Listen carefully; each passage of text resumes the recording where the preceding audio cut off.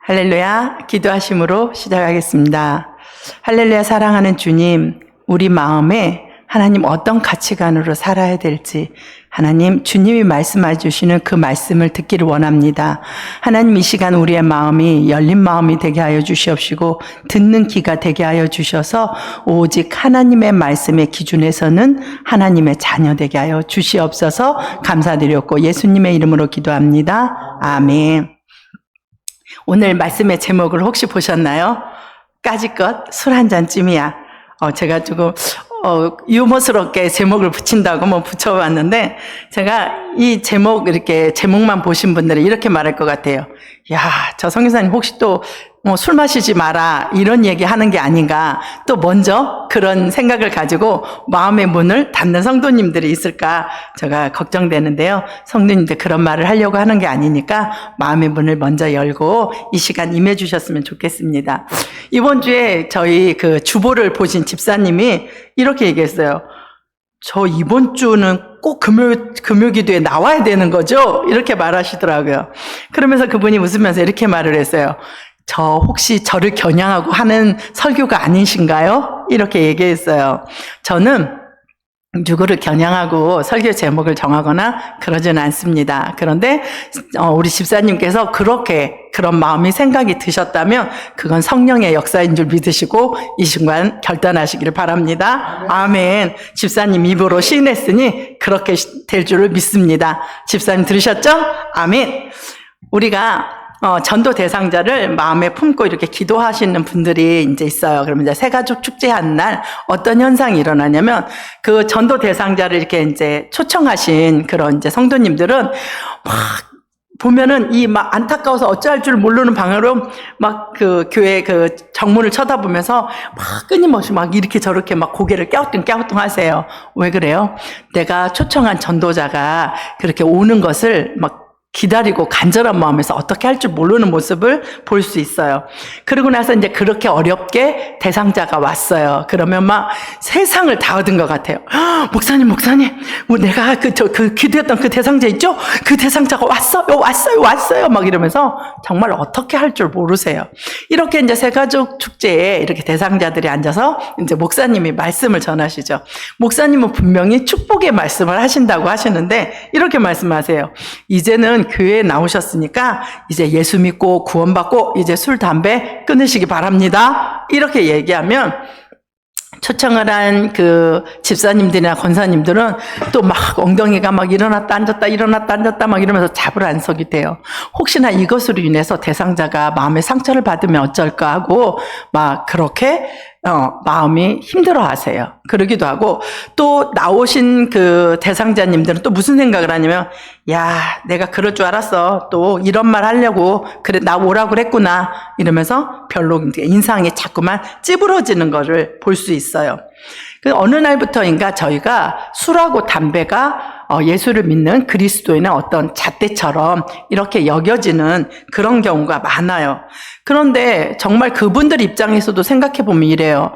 저희가 이전까지 술, 담배를 먹었던 몸에 배였던 건데 이걸 하루아침에 끊으라고 하면 도대체 끊을 수 있겠어요? 목사님이면 하실 수 있겠어요? 아니, 선교사님 그런 말씀을 전하시고 계시는데 선교사님은 그럴 수 있으세요? 막 이러면서 항의하고 계시는 분도 계십니다. 그런데 제가 제 개인적으로 부끄러운 신앙의 고백을 하자면, 제가 전도에 대해서 이렇게 나올 쯤이 그해 여름에 어떤 일이 있었냐면요. 여름쯤 되었는데 어떤 사람들이 와가지고 매일같이 저를 전도하기 시작했어요. 같은 사람이 전도한 게 아니라 오늘은 이 사람이 와서 전도하고 내일은 이 사람이 와서 전도하고 끊임없이 저한테 예수 믿으라고 이렇게 전도를 하는 거예요. 제가 예전에도 한번 저의 간증을 통해서 이야기했지만, 제가 고등학교 때는 그래도 저희 목사님께서 저한테 선희야 너는 베드로야 라고 이야기하셨거든요. 제가 이렇게 지칭을 제가 베드로라고 받았는데, 그때는 저희가 12명의 제자가 있었고 그 12명의 제자가 매일같이 일주일에 한 번씩 교도소 방문해서 찬양도 했었고요. 그런 모든 그 예배 모임의 리더를 제가 맡고 있었거든요. 그랬던 저였기 때문에 이거는 이제 주님이 나오라고 나를 부르는구나 라는 것을 신호를 알 수 있었어요. 근데 제가 그거를 듣고 제가 평소에 그전에는 무슨 생각을 했냐면 그래도 천국은 가기는 가야 되겠잖아요. 그러다 보니까 하나님 내가 내일 죽으면요. 오늘 내가 하나님을 믿는다고 고백하고요. 그래서 내가 짠하고 하나님 천국에 갔으면 좋겠어요. 제가 그 십자가에 달린 오른쪽 강도인지 왼쪽 강도인지 모르지만 그 강도처럼 제가 구원을 받았으면 좋겠어요. 저는 개인적으로 그 구원받은 그 강도가 되게 부러웠어요. 좀 지혜로워 보였고 좀 약삭 빠르지만 너무 그게 저한테는 부러웠거든요. 그래서 하나님 저도 그랬으면 좋겠어요라는 소망이 제 마음 안에 있었어요. 근데 참 인생은 아이러니한 것 같아요. 정말 사람이 있잖아요. 너무나 놀라는 일이 생기면 사실은 소리도 나오지 않아요. 우리가 어떤 소리도 나오지 않는데 그냥 막 속만 타요. 그게 정말 급한 일, 위급한 일을 당했을 때 사람들이 그러죠. 너무나 기가 막히면 눈물도 나오지 않습니다, 사실. 그리고 멍하죠. 그냥 넋이 나간 사람 같아요. 어떤 것도 할 수 없어요. 그런데 그러면 이렇게 한 번 정도는 막 울고불고 하는 사람들 보면요. 그래도 한 고비는 넘어간 거예요. 이성적으로 생각을 하기 때문에 울고불고 할 수 있는 거거든요. 근데 우리가 이것을 보면 유심히 한번 보아야 될 말씀이 있어요. 누가복음 23장 39절 41절에 이런 말씀이 있습니다.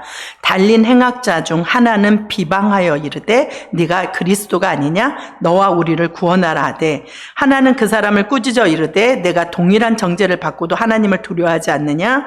41절은 우리가 행한 일에 상당한 보응을 받은 것이니 이에 당연히 하거니와 이 사람이 행한 것은 옳지 않은 것이 없느니라고 이르되 예수여 당신의 나라에 임하실 때에 나를 기억하소서라고 이에 기록하고 있습니다.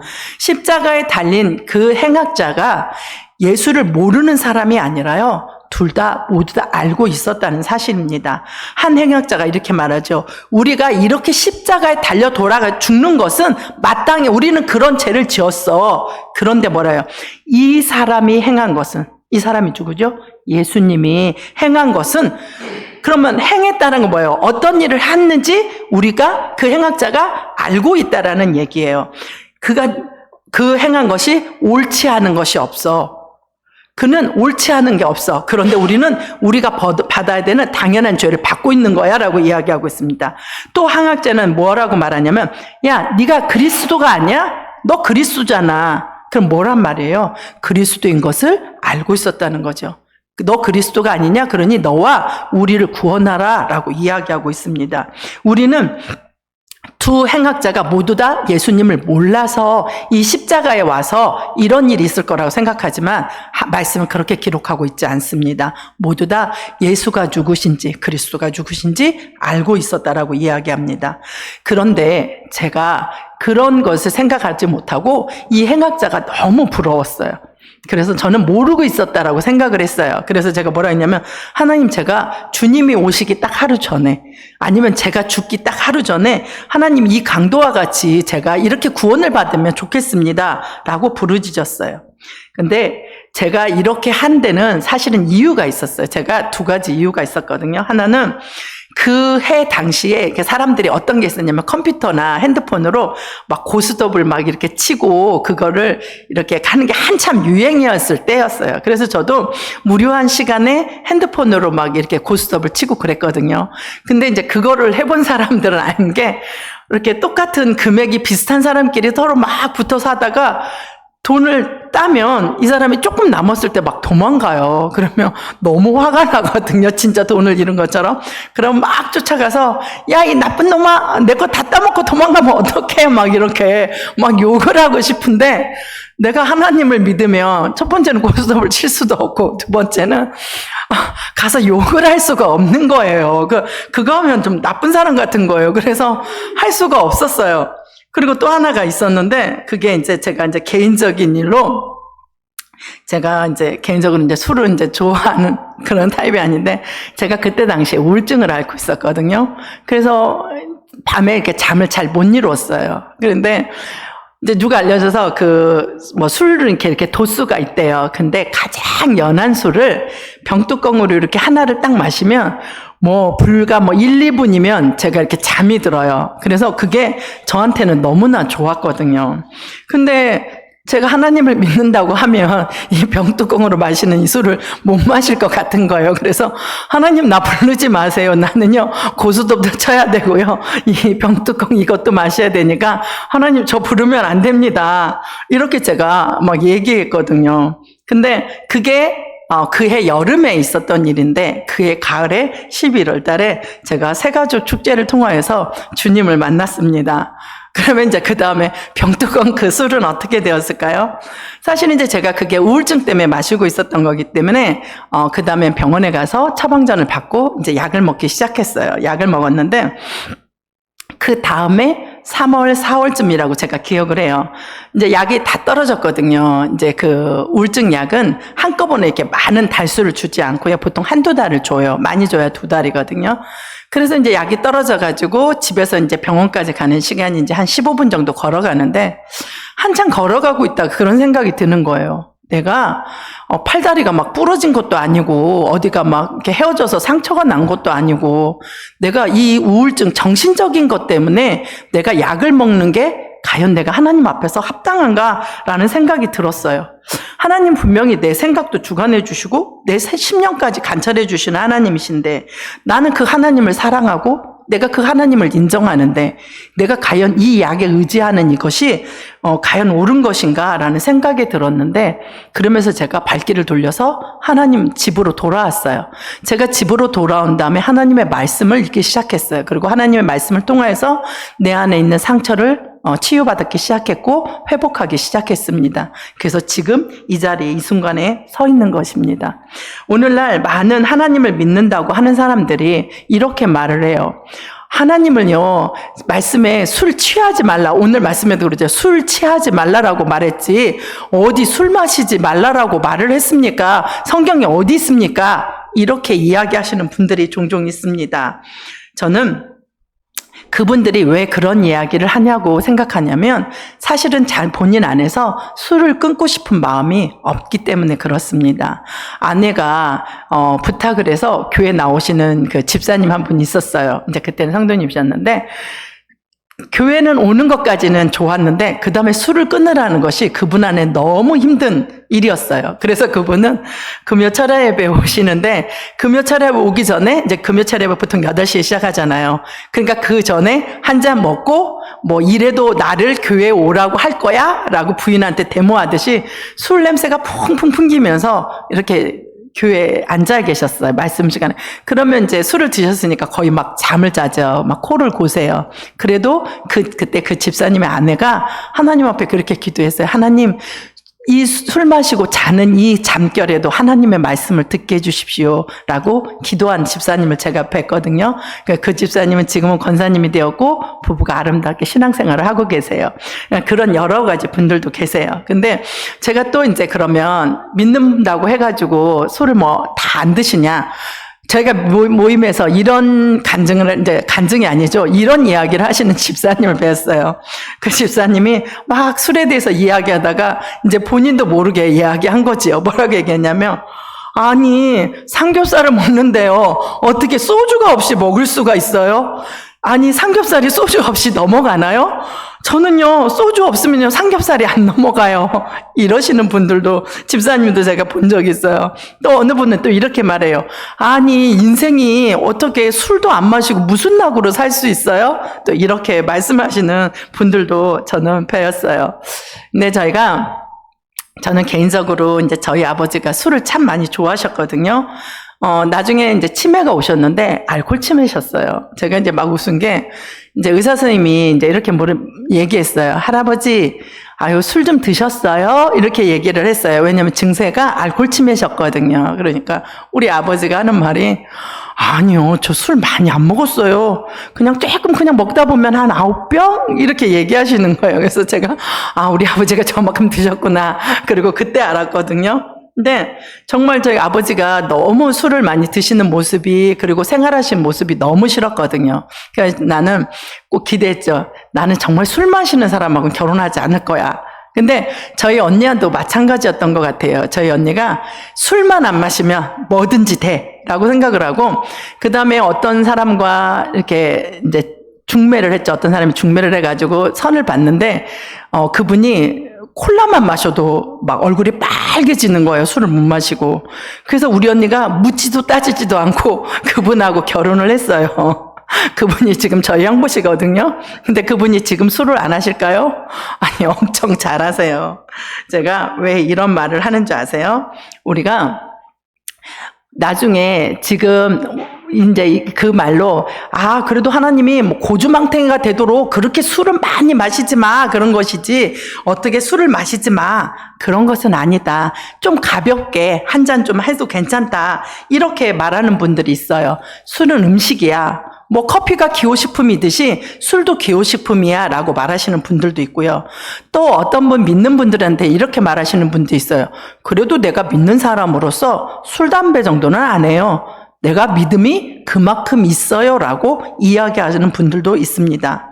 언제부터 우리가 술을 마시면 믿음이 안 좋고 술을 안 마시면 믿음이 좋은 것으로 이렇게 치부돼 버리는 세상이 되어버렸다는 것입니다.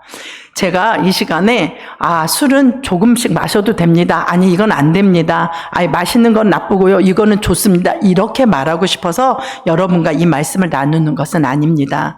제가 이야기하고 싶은 건요. 에베소서 5장 18절은 술 취하지 마라. 이는 방탕한 것이니 오직 성령으로 충만함을 받아라 라고 뒤에 말씀하고 계십니다. 우리가 술을 마신다 안 마신다로 구원을 받는 것이 아닙니다. 우리는 예수 그리스도를 믿음으로 믿어 구원을 받는 것이지 술을 안 마셨기 때문에 믿음이 좋아서 구원을 받고 술을 마셨기 때문에 믿음이 나빠서 구원을 못 받고 이러는 것이 아니라는 이야기입니다. 그러나 제가 성경에서는 분명히 이렇게 말을 하고 있습니다. 잠언서 23장 29절부터 35절입니다. 29절은 이렇게 말합니다. 재앙이 누게 있느뇨? 근심이 누게 있느뇨? 분쟁이 누게 있느뇨? 원망이 누게 있느뇨? 까닭 없는 상처가 누게 있느뇨? 붉은 눈이 누게 있느뇨? 재앙, 근심, 분쟁, 원망. 그것이 누구한테 있냐라고 물어보십니다. 그리고 자신도 모르는 상처, 구부러진 이 상처가 누구에 있느냐 물어본대요. 그리고 붉은 눈이 누구한테 있냐? 그러면 재앙이나 근심이나 원망이나 구부러진 것이나 붉은 눈이 한 사람에게 있다라고 얘기하고 있어요. 그게 뭐라 그러냐면 30절에 술에 잠긴 자에게 있고, 잠기다는 게 어떻게 해요? 푹 잠겼다는 거죠. 푹 잠긴 상태에 있고 혼합한 자를 구하는 자에게 있느니라 라고 이야기하고 있습니다. 31절은 이렇게 말합니다. 포도주는 붉고 잔에서 번쩍이며 순하게 내려가느니 목에서 어떻게 해요? 술술술술 하고 꼴깍꼴깍꼴깍하고 부드럽게 넘어간다라고 이야기하고 있습니다. 근데 그 다음 말씀 이렇게 말합니다. 너는 그것을 뭐를요? 술을 보지도 말지어다 라고 말씀하고 계십니다. 술을 마시지 마라, 취하지 마라가 아니라 너는 그것을 볼지도 말지어다 라고 말씀하고 있습니다. 32절은 이럽니다. 그것이 술이 마침내 뱀같이 물 것이요 너를 뱀같이 문답니다. 그리고 독사같이 쏠 것이며 33절 또 내 눈에서 괴이한 것이 보일 것이며 뭐가 보여요? 헛것이 보인다고요. 그래서 예전에 우리 아버지가 옛날에 그런 말 했어요. 나는 가만히 있었는데 전봇대가 와서 나를 쳤대요. 그리고 눈이 파랗게 되신 적이 있으시거든요. 그리고 뭐래요? 내 마음은 구부러진 말을 할 것이며 다른 사람에게 상처 주는 말, 헛소리를 하게 될 것이며 너는 바다의 논자같이 될 것이고 돛대의 논자같이 될 것이며 바다에 누운 것 같이 허공을 도는 배처럼 둥실둥실 보트 위에 누운 사람같이 된대요. 내가 스스로 말하길, 자기 자신이 자기에게 스스로 말하기를 사람이 나를 때려도 나는 아프지 아니하고 나를 상하게 하여도 내게 감각이 없도다. 내가 얻어맞았는데 아프지가 않답니다. 그리고 감각이 없다라고 이야기해요. 그러면 내가 감각이 없을 정도로 그렇게 당했는데도 그 다음 절은 이렇게 말합니다. 내가 언제나 깰까 다시 술을 찾겠다 하리라. 술이 어떻게 해요? 깰 것 같으면 어떻게 한다고요? 다음날 아침에 해장술을 다시 찾는다고요. 그 술 취한 사람 그 다음날 아침에 어떻게 해요? 해장술 한 잔 해야지 이렇게 한다고 말하고 있습니다. 그러면 이제 여기까지 들어보신 분들은 이렇게 말할 겁니다. 봐봐, 내가 술 마시는 거 얘기할 줄 알았어 라고 마음의 문을 닫지 마시고 계속 마음을 열고 들어봐 주시기 바랍니다. 어느 날 술과 담배를 이제 끊지 못해가지고 마음에 무거운 짐을 갖고 있는 성도가 한 분 계셨어요. 그래서 진짜 교회 갈 때마다 이게 좀 마음에 재스러운 거예요. 그래서 이야기하기를 우리가 목사님한테 가서 여쭤봐야지. 그리고 이제 가서 물어봅니다. 목사님, 저기요, 성도가요, 술과 담배를 한다고 그래서 천국에 못 가는 거는 아니지요? 라고 물어봤습니다. 그랬더니 목사님이 웃으면서 이렇게 말해요. 아이, 그럼요. 그러니까 성도님이 힘을 얻었어요. 그치요, 그랬죠. 술과 담배를 한다고 해서 천국에 못 가는 건 아니지요. 라고 이야기했어요. 그랬더니 목사님이 그 다음에 이야기하십니다. 술과 담배를 한다고 천국에 못 가는 건 아닌데요. 천국에 들어갈 성도는 그렇게 하지 않습니다. 라고 이야기하고 있습니다. 하나님은 우리에게 몸이 성전이라고 하셨습니다. 하나님은 성전에 거룩한 것을 담기를 원합니다. 우리 몸에 거룩한 것을 담기를 원합니다. 그런데 그것보다도 우리 마음 안에 더 중요한 것이 하나 있습니다. 오늘의 설교의 제목처럼 내가 까짓것 술 한 잔쯤이야. 어때? 라고 하는 그 까짓것이라는 것입니다. 이 까짓것은 두 가지 뜻이 있어요. 하나는 경홀히 여긴다는, 가볍게 여긴다는 까짓것이라는 게 하나 있고요. 두 번째는 까짓것 내가 해볼 거야 라고 어떤 일을 포기하거나 용기를 낼 때 쓸 때도 이 까짓것이라는 말을 사용합니다. 그러면 첫 번째 경홀히 여긴다의 까짓것을 사용한 인물이 있죠. 야곱과 에서를 들 수 있습니다. 창세기 25장에 보면 야곱과 에서의 이야기가 나오는데요. 사냥하고 온 피곤한 에서에게 야곱은 요때다 하고 기회를 딱 보고 있다가 형의 장자의 명분을 오늘 내게 팔아 라고 이야기합니다. 그래서 배가 고픈 에서는 야야야 내가 배고파 죽겠어. 근데 까짓것 그 장자의 명분이 어떻다고. 그래 내가 너한테 팔게 이렇게 얘기해요. 근데 그렇게 까짓것 하고 있는 그 장자의 명분에 대해서 야곱은 또 이렇게 말합니다. 형 오늘 나한테 맹세해. 우리말로 어떻게 해요? 약속하고 두 손 걸고 스캔하고 도장 찍고 꼭 약속해야 돼? 라고 이야기합니다. 그러자 에서가 그래 내가 오늘 너한테 맹세해 줄게. 팔게. 라고 이야기하고 정말 배고픈 그 배의 허기를 달랩니다. 개역개정에는 이렇게 나와요. 에서가 장자의 명분을 가볍게 여겼더라 라고 나오고 있고요. 개역 한글본에는 이렇게 나옵니다. 에서가 장자의 명분을 경휼히 여겼더라. 가볍게 여겼다, 경휼히 여겼다가 같은 뜻으로 쓰이는데요. 또 하나의 같은 뜻으로 쓰이는 것이 있어요. 여호와의 이름을 망령되이 일컫지 말라 할 때 그 망령되다라는 말도 같은 가볍게 여기다라는 뜻입니다. 지금 에서는 어떻게 합니까? 눈에 보이지 않는 장자권이 그에게는 중요하지 않았습니다. 지금 당장 허기진 내 배는 중요했어요. 그래서 어떻게 해요? 내 배가 진짜 죽게 생겼는데 내가 그놈의 장자권이 뭐라고? 그래 내가 너한테 줄게, 팔게 라고 이야기합니다. 그러면 장자권을 얻은 이 야곱은 그 이후의 삶은 행복했을까요? 그렇지는 않습니다. 우리가 정말 사랑했던 리브가 엄마가 죽었을 때도요, 야곱은 그 죽음도 보지 못했고요, 장례에 참석할 수도 없었습니다. 그러면 우리가 장자권이다 그러면 생각하기 쉬운 게 뭐냐면요, 유산을 받을 수 있는 상속권이다 이렇게 생각하기 쉬워요.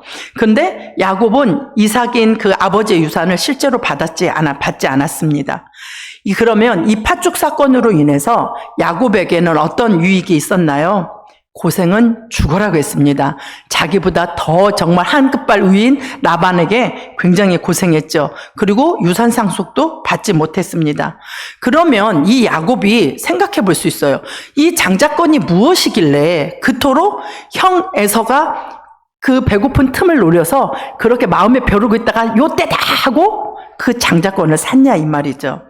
야곱이 받은 축복은 예수 그리스도의 계보가 내려가는 축복입니다. 아브라함에게 받은 축복이죠. 너와 창세기 12장 이렇게 말합니다. 너는 너의 고향과 친척과 아비의 집을 떠나 내가 내게 보여줄 땅으로 가라. 여호와께서 아브라함에게 하신 말씀이에요. 내가 너로 큰 민족을 이루고 내게 복을 주어 내 이름을 창대하게 하리니 너는 복의 근원이 될지라. 너를 축복하는 자에게 내가 복을 주고 내가 너를 저주하는 자에게 내가 저주를 내리니 땅의 모든 족속이 너로 말미암아 복을 얻을 것이라 하신 이 장자, 예수 그리스도의 축복이 내려가는 이 장자의 축복을 야곱은 누렸던 것입니다. 우리가 오늘 이렇게 귀한 시간에 제가 술을 끊으십시오 라고 말하고 싶어서 말씀을 전하는 것이 아닙니다. 우리 마음 안에 이렇게 술처럼 끊지 못하는 나쁜 행동이나 습관들도 있습니다. 우리가 정말 까짓것 하고 경휼히 여기는 것과 또 까짓것 하고 단호하게 결단하고 넘기는 삶, 두 가지의 삶에는 확연하게 다릅니다. 하나는 정말 우리가 무심결에 우리가 하는 말들이 있죠. 지금 우리가 술 한 잔쯤이야 라고 한 잔 마시면 어때? 라고 보여주는 신앙의 모습을 내 바로 자녀들이 보고 자란다는 것입니다. 내 자녀가 또한 엄마들이 보통 이렇게 말하죠. 예. 너네 아버지가 하는 건 맨날 그래. 너네 아버지는 돈도 못 벌어오고 이것도 못하고 이것도 못해. 라고 푸념으로 자녀들에게 이야기합니다. 이 두 가지의 모습은 우리 자녀가 나중에 살아갈 똑같이 복제된 자녀들의 모습이라는 것입니다. 왜 이렇게 말하냐고요? 요한복음 8장 38절은 이렇게 말합니다. 나는 내 아버지에게서 본 것을 말하고, 주님이 뭐래요? 하늘 아버지에게서 내가 본 것 들은 것을 나는 말한다라고 이야기하는데요. 너희는 너희 아비에서 들은 것을 행하나니. 우리 아버지가 신앙의 모습에서 술 한 잔쯤이야 라고 마시는 모습을 누가 본다고요? 내 자녀가 본다라고 말하고 있습니다. 엄마가 푸념하는 그 소리를 누가 들은다고요? 내 자녀가 보고 그렇게 산다라고 이야기하는 것입니다. 그렇기 때문에 우리가 그까짓 것쯤이야 라고 하는 것은 굉장히 확연한 차이가 있습니다. 예를 들어서 이제 무단횡단을 했다고 예를 들어 가정해 봅시다. 제가 사는 곳에서는 신호등 건너목이 그렇게 많지 않은 곳이었어요. 그러다 보니까 이 사람들이 이렇게 평상시에 무단횡단을 되게 많이 합니다. 그래가지고 제가 이곳에 오면 그것이 습관이 돼서요. 아무렇지도 않게 이렇게 무단횡단하고 있는 제 모습을 발견하고 굉장히 깜짝깜짝 놀래요. 근데 이 무단횡단하는 것이 사실은 그것도 문제가 되죠. 물론 경범죄 처벌도 받고 사람들이 규칙을 정하기로 한 건데 그것을 지키지 않은 것도 사실은 문제가 되지만 믿는 그리스도인에겐 더 문제가 되는 게 있습니다. 왜냐하면 내가 무단횡단하는 그 틈을 사단이 이것을 잡고 이용한다는 거예요. 그 틈을 통해서 우리를 무기로 삼아서 우리를 공격한다는 것입니다.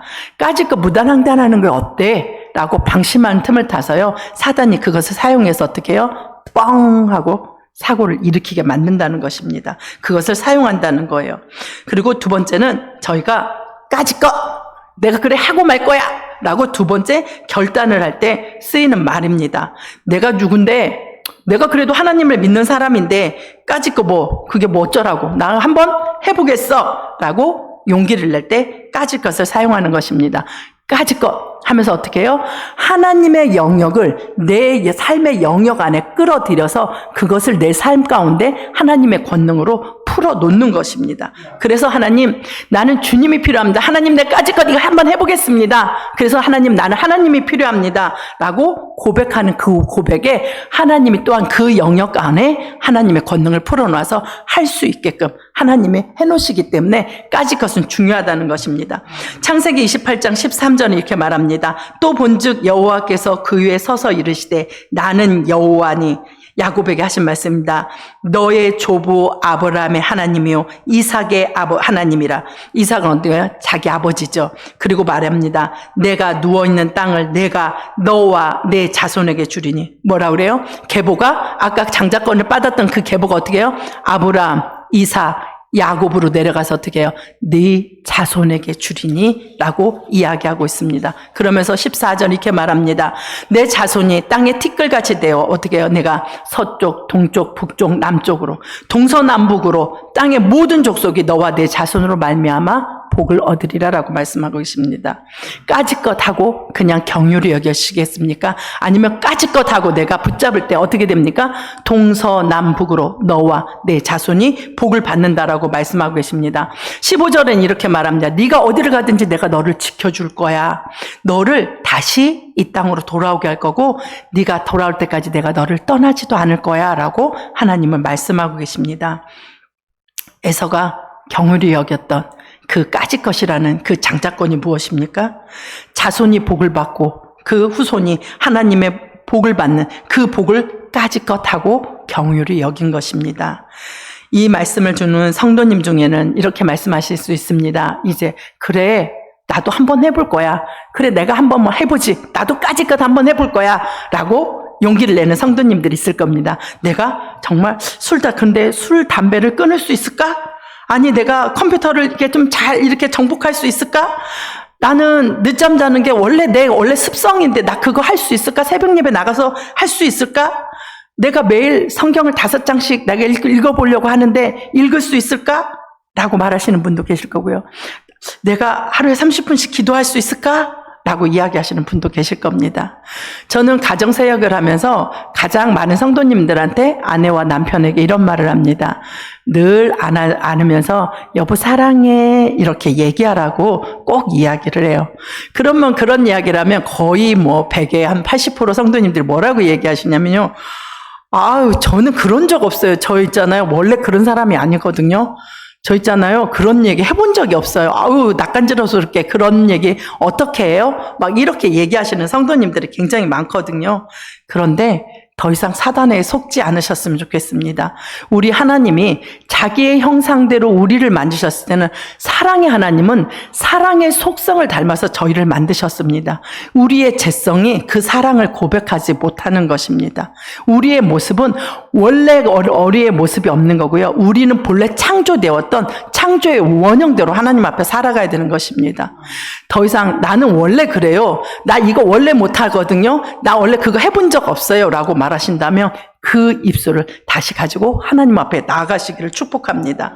우리가 거울로 나의 모습을 봤을 때요, 나를 보는 것이 아니라 그 거울에 계신 예수 그리스도를 바라보는 것입니다. 나는 내가 살아가는 것이 아니라 하나님의 말씀, 그래 하나님 말씀으로 나는 오늘 새로운 창조물입니다. 오늘 새로운 피조물입니다. 그래야겠으면 그 말씀을 제 마음속에 새기고요.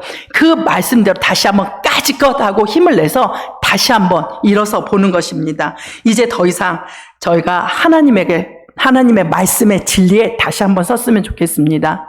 제가 처음 제자 훈련을 할 때 저희 강사이신 목사님이 이런 말씀하셨어요. 제가 그 1년 제자 훈련을 하면서 마음에 딱 새긴 말이 한 가지가 있어요. 그게 뭐였냐면 그분이 어떤 일을 이렇게 당했을 때 아니면 어떤 일을 결정했을 때 딱 한 가지를 세운대요. 그게 뭐냐면 난 사단이 좋아하는 일을 할 수 없어.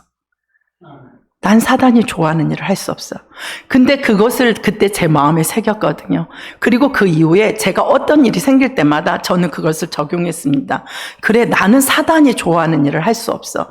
오늘 성도님이 이 결정을 하신다면 나는 사단이 좋아하는 일을 할 수 없어. 나는 더 이상 사단에게 이용당할 수 없어. 나는 원래의 모습, 나는 원래 그렇게 못해요. 나는 원래 그렇게 그런 사람이 아니거든요. 라고 말을 했다면 이제까지껏 나는 하나님 안에서 해볼 거야. 나는 할 수 있어. 하나님이 그렇게 나를 창조하셨어라는 그 말씀의 진리를 가지고 다시 한번 서는 시간이 되기를 저와 성도님이 되시기를 축복합니다. 아멘. 기도하시겠습니다. 하나님 그렇습니다. 주님 안에서 다시 한번 까짓 것을 외칩니다. 하나님 내가 내 모습을 보는 것이 아니라 하나님 나를 이 창조하여 주신 하나님의 원형에 창조해 주신 그 모습을 바라보면서 하나님 내가 그 모습으로 다시 한번 주님 앞에 서기를 원합니다. 아버지 하나님 내가 사단의 도구가 되는 것이 아니라 하나님의 말씀하여 주신 그 말씀의 도구가 되기를 원합니다. 주님 나를 그렇게 이끌어 주시옵소서. 그리하여 아버지 하나님 내가 말하는 것이 하나님의 진리의 말씀을 말하게 하시고 나의 생각하는 것이 내 가슴에 새긴 것이 주님의 말씀을 새기게 하여 주셔서 아버지 하나님 그 말씀을 이 땅 가운데 풀어놓아 하나님의 영역 안으로 하나님 들어가는 하나님의 그리스도인이 되기를 원하오니 주님 그렇게 인도하여 주시옵소서. 아버지 하나님 이제 나를 보는 것이 아니라 그렇게 이끌어 주실 주님을 찬양합니다. 감사드리고 예수 그리스도의 이름으로 기도합니다. 아멘.